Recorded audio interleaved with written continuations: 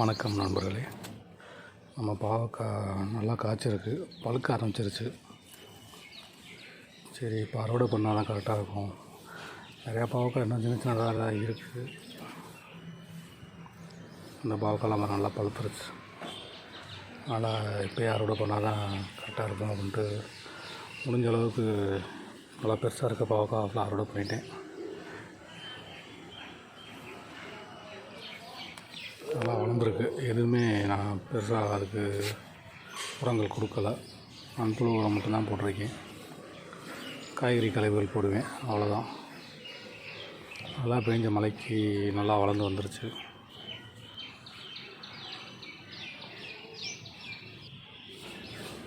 இந்த ஒரு செடிக்கே இவ்வளோ பாவக்காய் வந்திருக்கு. ஒரு 4-5 செடி வச்சுருந்தோம்னா வீட்டுக்கு தேவையான காய்கறி இந்த பாவக்காவே போதும். இன்னும் நிறையா பாவக்காய் செடியில் இருக்குது. ரொம்ப சின்ன சின்னதாக இருக்கிறதுனால அதெல்லாம் நான் அறுவடை பண்ணலை. மேற்கொண்டு நல்லா வளர்ந்து வந்துச்சுன்னா அடுத்த வீடியோவில் அதை அறுவடை பண்ணும்போது நான் காமிக்கிறேன் உங்களுக்கு. நன்றி, வணக்கம்.